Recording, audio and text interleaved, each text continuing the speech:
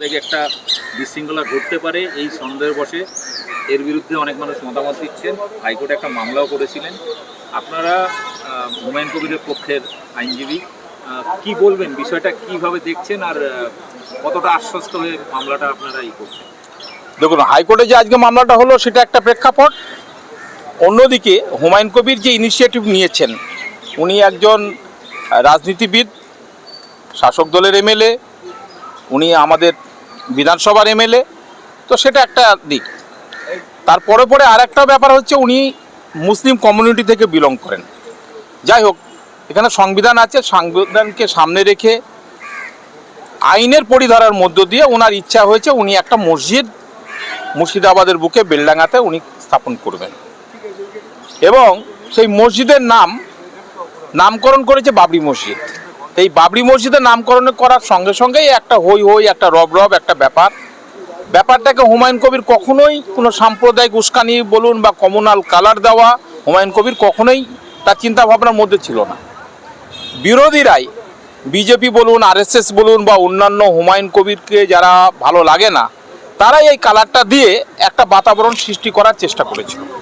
এমনকি কলকাতা হাইকোর্টেও মামলা হয়েছে যে এখানে আইন শৃঙ্খলার অবনতি হবে, সাম্প্রদায়িক দাঙ্গা বেঁধে যাবে, মানুষ রক্তপাত ঘটে যাবে, এখানে ল অ্যান্ড অর্ডার ব্রেকডাউন হবে। কোনো মতেই হুমায়ুন কবিরকে যেন এই শিলান্যাস করতে দেওয়া না হয়, যেন কোনোভাবে বাবরি মসজিদের শিলান্যাস হুমায়ুন কবির 6ই ডিসেম্বর মুর্শিদাবাদের বুকে বেলডাঙ্গাতে যাতে করতে না পারে, এই মর্মে হাইকোর্টে মামলা দায়ের হয়েছিল। আজকে মহামান্য প্রধান বিচারপতি ডিভিশন বেঞ্চে মামলাটা দীর্ঘ শুনানি হয়। পিটিশনারের আইনজীবী বিকাশ রঞ্জন ভট্টাচার্য সাহেব ছিলেন, অ্যাডভোকেট জেনারেল ছিলেন, হুমায়ুন কবিরের হয়ে আমরা ছিলাম। সওয়াল জবাবের পরে চিফ জাস্টিস, আমি গতকালকে একটা কথা বলেছিলাম যে রাজ্য সরকার যদি বলে আমি আইন শৃঙ্খলার অবনতি, এখানে আমি কোনো প্রোটেকশন দিতে পারবো না, আমার পুলিশ অপরাধ, এইরকম যদি ঘটনা বলে তো দেশে তো তার মানে তো মেনে নেওয়া হলো যে রাজ্য সরকার totally failure to maintain law and order in our state. তো সেটাই চিফ জাস্টিস সেই কথাটাই ধরলো যে সংবিধানের পরিধারার মধ্য দিয়ে একটা লোক যদি তার ধর্মাচরণ করেন, তারপরে যদি ধর্মীয় কোনো ইনস্টিটিউশন বলুন, মাদ্রাসা, মসজিদ যদি কেউ স্থাপন করে, তো সেটা তো কোনো অন্যায় কিছু নেই। চিফ জাস্টিস এই পয়েন্টটাই ধরে নিলেন। এখন প্রশ্নটা আসলো ল অ্যান্ড অর্ডার। তো ল অ্যান্ড অর্ডার রাজ্য সরকার দেবে, রাজ্য পুলিশ দেবে, কি জন্য রয়েছে? তো রাজ্য পুলিশ কি পুরোপুরি কি এরা কি অসহায় হয়ে গেছে? এরা কি পারবে না? তাই মেয়ার অ্যাপ্রিহেনশনের বসে কোনোদিন এরকমভাবে মামলা করা যায় না। আর রাজ্য পুলিশ বলুক কি, তখন অ্যাডভোকেট জেনারেল কোর্টে বললেন যে না, রাজ্য পুলিশ ব্যর্থ নয়, তারা নিরাপত্তা দেবে, তারাও সেখানে সজাগ আছে, সজাগ দৃষ্টিতে, এবং স্বয়ং এসপি এবং অন্যান্য ঊর্ধ্বতন পুলিশ কর্তৃপক্ষ এটার উপরে পূর্ণাঙ্গ নজর আছে এবং যথাযথ নিরাপত্তার ব্যবস্থা করা হবে। গণ্ডগোলটা হবে কেন? এখানে তো কার্নিভাল হলো রেড রোডে, হাজার হাজার লোকের উপস্থিতি, কোনো ব্যাপার নেই। কার্তিক যে পুজো হয় ওখানে কোনো গণ্ডগোলের কোনো ব্যাপার নেই। আপনার জগন্নাথ মন্দিরের উদ্বোধন হলো, সেখানে কোনো গণ্ডগোলের ব্যাপার নেই।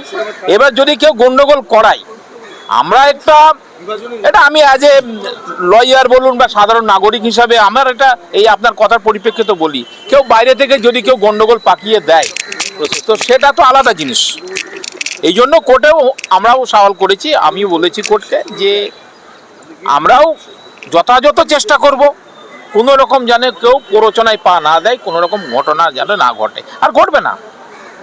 বাকি তো আর বলা যায় না কোথায় কি হবে, সেটা ভবিষ্যতের ব্যাপার। কিন্তু আমার মক্কেল হুমায়ুন কবিরের এরকম কোনো ইন্টেনশন, অভিপ্রায় বা ওর লোকজন যথেষ্ট সংযত, যথেষ্ট, হ্যাঁ, ওরা আজকে হাইকোর্টের রায়ে প্রত্যন্ত খুশি। ওদের একটাই উদ্দেশ্য, একটাই এম, একটাই মোটো, এবং ওদের আনন্দের একটাই আজকে জিনিসটা দেখলাম যে শেষ অবধি বাবরি মসজিদের উদ্বোধন হবে এবং সেটা প্রশাসনের আর কোনো বাধা রইল না। হাইকোর্টেরও চিফ জাস্টিসেরও একটা ইনডিরেক্টলি একটা আদেশ রয়ে গেল। তো এটা একটা ব্যাপার, কেন এটাকে বন্ধ করবার জন্য বিরাট ব্যাপার, ওনার মাথা কেটে নিয়ে এসো, 1 কোটি টাকা পুরস্কার দেব। কেউ বলছে ওখানে দাঙ্গা সৃষ্টি হয়ে যাবে। হাইকোর্টের বুকে মামলা হয়ে গেল, জনস্বার্থের মামলা। তারপরে ওনাকে গতকালকে একটা খুব খারাপ লাগছে যে রাজ্য সরকার, এখানে নির্বাচিত সরকার, সেখানে আমি অবশ্যই বলবো উনি মুসলিমদের ভোট নিয়ে, মুসলিমদের থেকে ভোট নিয়ে সরকার গঠন করতে সক্ষম হয়েছে। তো সেরকম, এবং সকলেই জানে যে তৃণমূল সরকার বেসিক্যালি মুসলিম ভোট ব্যাংকের উপরই নির্ভরশীল। তো সেই মুসলিমদেরকে বিশেষ করে মুর্শিদাবাদের বুকে আজ কালকে শিলান্যাস হবে, তার আগের দিন হুমায়ুন কবিরকে দল থেকে তাড়িয়ে দেওয়া হলো। তার অপরাধটা কি? উনি বাবরি মসজিদ করছেন, উনি ধর্মাচরণ করছেন, উনি মুসলিম। তো এই যদি অপরাধের জন্য ওনাকে যদি বরখাস্ত করা হয়, তা আমি তো বলবো প্রথমে বরখাস্ত হওয়া উচিত তৃণমূল দল থেকে মমতা ব্যানার্জিকে। তুমি জগন্নাথ মন্দির করতে গেলে এখানে মন্দিরকে জমি দিচ্ছ, বিভিন্ন জায়গায় তুমি ধর্মীয় গভর্নমেন্ট ফান্ডকে মানে ইউটিলাইজ করে, গভর্নমেন্ট ফান্ডকে ব্যবহার করে তুমি ধর্মীয় প্রতিষ্ঠান এস্টাবলিশ করাচ্ছ। তো সে তো তুমি একই অপরাধী।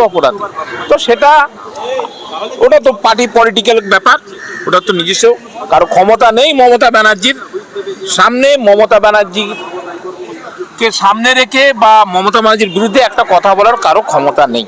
কিছু মুসলিম সম্প্রদায়ের মানুষ বলছে যদি মন্দির করতো তাহলে হুমায়ুন কবিরকে সাসপেন্ড করতো না, মসজিদ করছে বলে সাসপেন্ড করছে।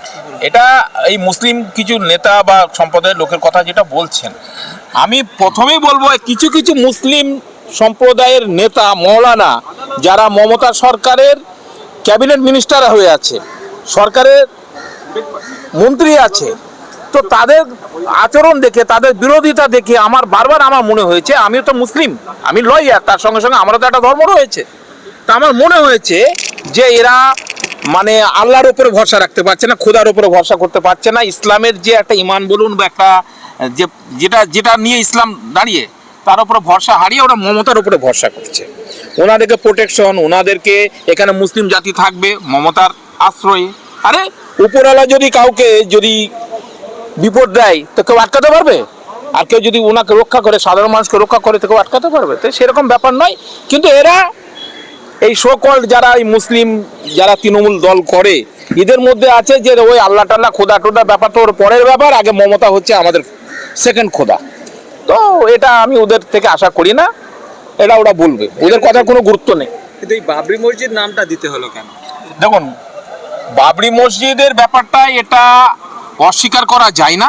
বাবরি মসজিদ যখন শহীদ হয়েছিল বা সুপ্রিম কোর্টের রায়ে সেই মসজিদ প্রাঙ্গণেই মন্দির হলো, তো আপামর মুসলিম কমিউনিটির লোকদের মনে একটা ব্যথা কিন্তু রয়েছে, একটা ক্ষোভ রয়েছে বা একটা কষ্ট রয়েছে। তো হুমায়ুন কবির সেই রকমই তার ক্ষোভ থেকে, তার মানে যে মনের ব্যথা থেকে, যে আমাকে ওই বাবরি মসজিদ শহীদ করলো, আমি একটা বাবরি মসজিদ বানাবো, আমার মনের প্রশস্তি, আমি শান্তি, ওনার হয়েছে মুসলিম হিসাবে, তাই উনি করেছেন। তো সেটার মধ্যে তো কোনো অন্যায় কিছু নেই। কত বাবরি নামটা খারাপ কেন? কত লোকের নাম তো বাবর রয়েছে, কত কিছু আছে, এরকম কোনো আইন আছে নাকি যে বাবরি নাম দেওয়া যাবে না? তো এটা ব্যাপার কিছু নয়, এটা হুমায়ুন দা যেটা করেছে ঠিকই। পরে একের পর এক মন্দির তৈরি করছে, সেটাই তো আমি একটু আগে বললাম যে প্রথম সাসপেন্ড হওয়া উচিত ছিল মমতা ব্যানার্জিকে।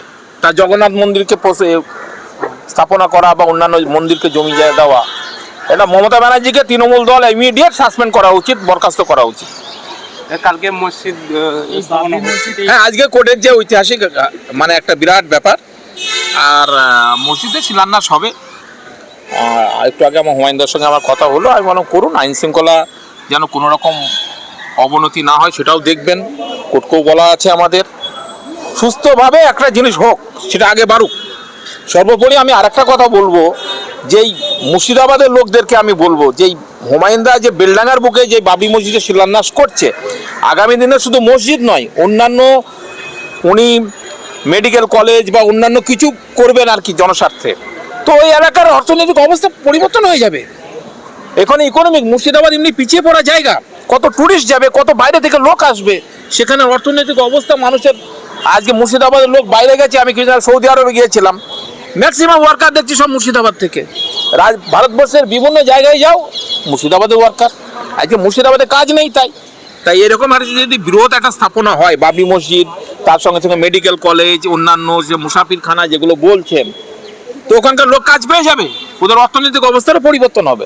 হুমায়ুন দা জেলার কথা ভেবে, রাজ্যের কথা ভেবে, সাধারণ মানুষের কথা ভেবে বিরাট একটা পদক্ষেপ নিয়েছে, ওনাকে আমরা সাধুবাদ জানাই। এটা তো একটা পজিটিভটা দিলাম, কিন্তু নেগেটিভ দিকে, উল্টো দিকে বিজেপি আরএসএস তারা সক্রিয়ভাবে সোশ্যাল মিডিয়ায় হুঙ্কার ছাড়ছেন রাজ্য সভাপতি থেকে শুরু করে বিজেপির সব নেতারা হুঙ্কার দিয়েছেন, বিভিন্ন অন্য রাজ্য থেকে হুঙ্কার দিচ্ছেন, তাহলে তো একটা সাম্প্রদায়িক পরিস্থিতি খারাপের দিকে যাচ্ছে।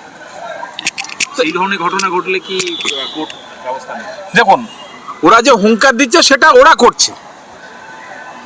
কেউ যদি আইনকে হাতে নেয়, আগামী দিনে কোনো রকম চক্রান্ত করে, তো তার জন্য তারা সাফার হবে। আমি তো দেখেছি বাবরি মসজিদ যখন শহীদ হয়েছিল 6 ডিসেম্বর 1992 সালে, সেই কেসের ঘানি কোর্টে হাজিরা দিতে দিতে দিতে লালকৃষ্ণ আদবানিকে দেখেছি, উমা ভারতীকে দেখেছি, এরা কোর্টেই হয়েছে। পরবর্তীকালে বিজেপির সরকার আসলো, বিভিন্ন রকম কারণে তারা কেস থেকে মুক্তি পেয়েছে, কিন্তু তাদেরকে আইনের যে বিচার প্রক্রিয়ায় তাদেরকে দীর্ঘদিন কোর্টে আসা যাওয়া করতে হয়েছে। তো সেরকম যদি কেউ আইনকে হাতে নেয়, হুমকি দেয়, কোনো ঘটনা ঘটায়, তো তার জন্য তার দায় তাদের। হুমায়ুন কবির এখানে ঠিক আছে।